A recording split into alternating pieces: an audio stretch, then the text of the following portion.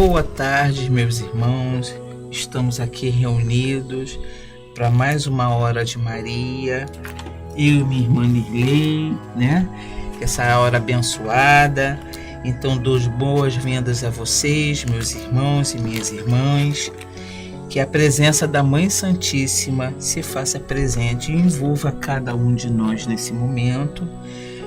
E que esse encontro seja um encontro de fé, de união e de renovação. Tá? Minha irmã agora vai pegar a palavra, vai ler um trecho do Evangelho. Bom, eu vou ler então um trecho do Evangelho segundo o Espiritismo, obra psicografada por Allan Kardec, no capítulo 18, muitos os chamados, poucos os escolhidos, a parábola do festim das bodas. Diz assim, item 1. Falando ainda por parábolas, disse-lhe Jesus: o reino dos céus se assemelha a um rei que, querendo festejar o casamento de seu filho, enviou seus servos a chamar para as bodas os que tinham sido convidados. Estes, porém, recusaram ir. O rei enviou outros servos com ordem de dizer da sua parte aos convidados: preparei o meu jantar, mandei matar os meus bois e todos os meus cevados. Tudo está pronto. Vinde às bodas. Mas eles, sem darem importância a isso, lá se foram, um para a sua casa de campo e outro para o seu negócio. Os outros pegaram os servos e os mataram, depois de lhe haverem feito muitos ultrajes. Sabendo disso, o rei se tomou de cólera e, mandando contra seus exércitos, exterminou os assassinos e lhes queimou a cidade. Então disse a seus servos: o festim das bodas está inteiramente preparado, mas não eram dignos os que para ele foram chamados. Ide, pois, às encruzilhadas e chamai para as bodas todos quanto encontrardes. Os servos então saíram pelas ruas e trouxeram todos os que iam encontrando, bons e maus. A sala das bodas se encheu de pessoas que se puseram à mesa.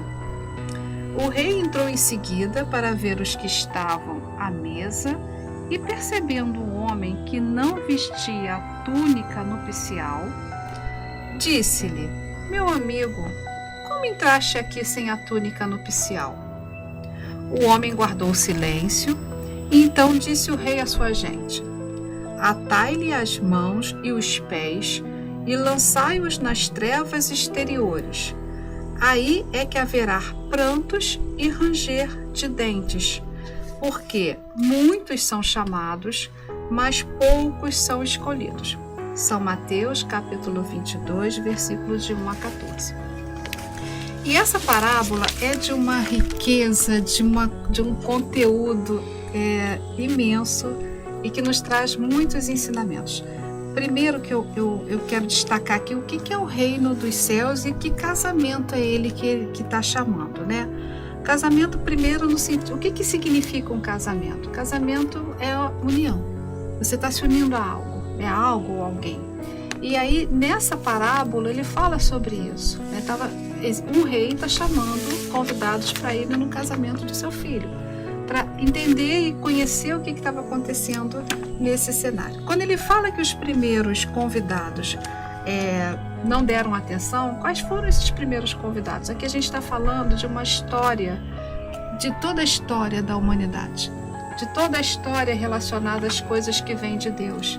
Então, a todo momento, durante toda a nossa história, a gente foi convidado para participar dessa vida divina, né?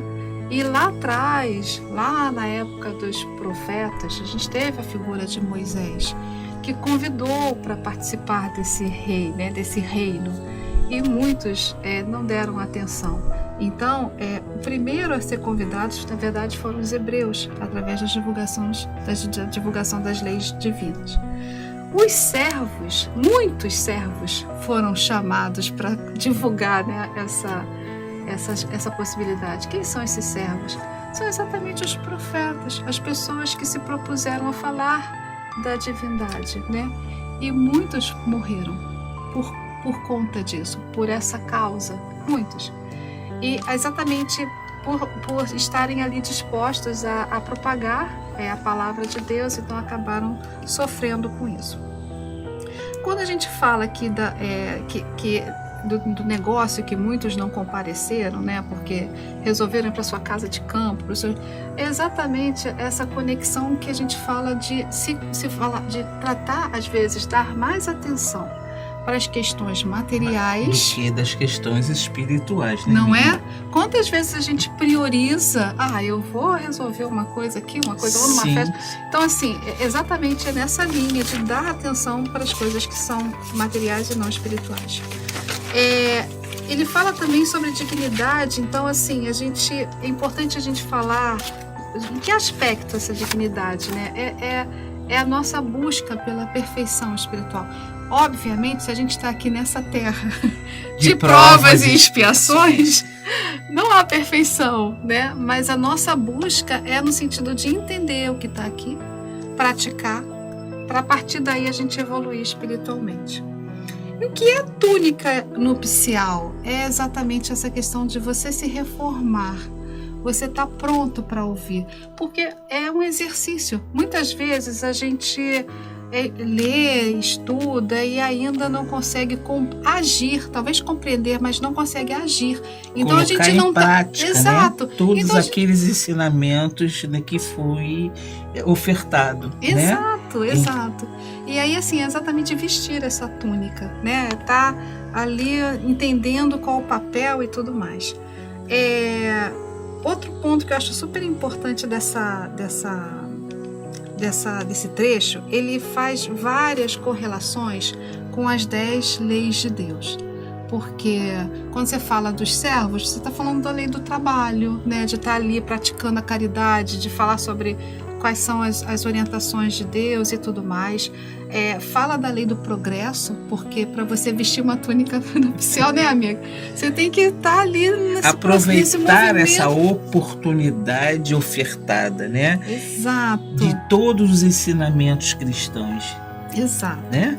E aí tem a lei do progresso, a lei do trabalho e várias outras leis que existem dentro das nossas orientações, que são aqui escritas nessa parábola. Acho que a riqueza da parábola é exatamente por esse aspecto, assim, que tem vários detalhes que acabam nos trazendo conhecimentos diversos. Então, é muito importante que a gente possa olhar para esses ensinamentos. E uma coisa muito importante também, Jesus Cristo falava muito por parábolas por conta das pessoas naquela época, né? Ele precisava, às vezes, criar alguns cenários para entendimento. Então, por isso que é importante a gente debruçar e entender exatamente quais são aí as orientações que vêm do Cristo. Neste momento dessa hora abençoada, que é a hora de Maria, convido a todos vocês para estar pensando, rezando e orando nessa hora bendita. Que Maria, Mãe Santíssima, nos abençoe com seu manto de luz, com seu manto sagrado.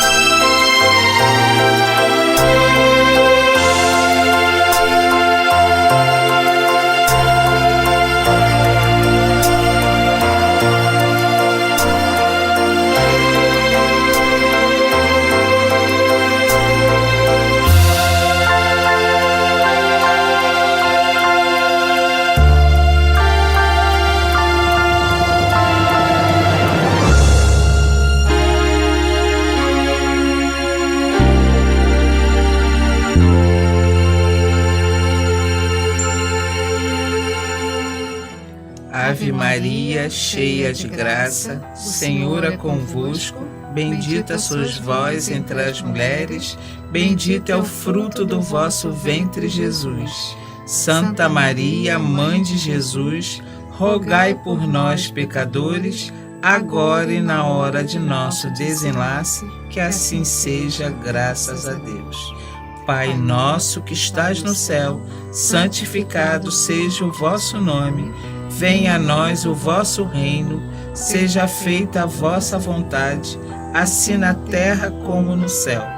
O pão nosso de cada dia nos dai hoje, perdoai as nossas ofensas, assim como nós perdoamos a quem nos tem ofendido. Não nos deixeis cair em tentação, mas livrai-nos de todo mal. Amém.